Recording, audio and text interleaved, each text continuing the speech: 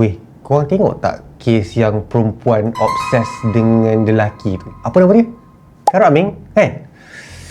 Weh, seram weh. Dia tahu nombor telefon, alamat, bil tertunggak. Dia bagi tahu semua benda dekat social media. Obses weh dia tu. Macam mana bila ada orang macam tu kan? Lepas tu kerja pula dengan telco yang ada semua data. Orang kena berjaga-jaga tau. Benda ni bukan boleh bawa main tau. And aku tengoklah dia punya thread tu kan. Dia punya gambar semua obses dengan Khairul Aming weh. Serius. Lepas tu dia post pergi dekat mana? Rembayung. Rembayung tu dah lah susah nak dapat. Macam mana dia boleh dapat masuk dalam Rembayung tu kan? Aku tekan banyak kali tak dapat sampai sekarang. Dia macam gitu je boleh dapat. Tapi dia dapat take away je lah.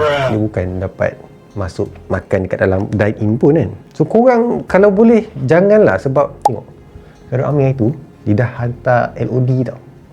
Lawyer nak saman. Aku nak sure dia nak saman perempuan tu ke nak saman telco tu. Korang jangan senang-senang tau. Jangan senang-senang taruh gambar, tahu data orang, lepas tu terus sebarkan dekat thread social media. Padahal benda ni dah bagi tahu dekat dalam kau punya skop kerja kot, tak boleh reveal apa-apa berkaitan dengan customer.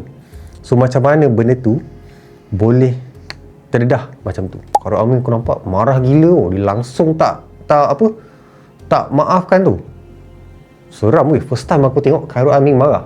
Kau pernah tengok Khairul Aming marah? Tak pernah. Ni first time aku tengok. Yang buat marah tu pula perempuan weh. Apa dia expect tu? Dia dah reveal nombor telefon, alamat kan? Lepas tu tak bayar tunggakan. Apa dia expect sebenarnya?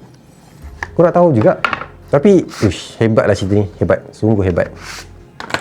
Aku rasa benda ni bagi kita semua pengajaran lah kan?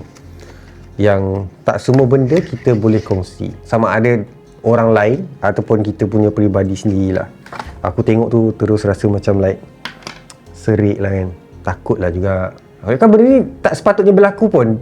Basically customer, orang kata apa, private and confidential punya info. Kau suka ke kalau nombor pet kita korang, alamat korang, nombor telefon korang, orang ramai tahu? Tak suka kan? So kalau korang tak suka, obviously orang lain pun tak suka tau. So itulah dia apa yang aku boleh cakapkan hari ni. Betul lah. Lawa pula telefon ni. Nampak? Pendek je. Kecil tapi lebar. Hey, jaga privasi korang.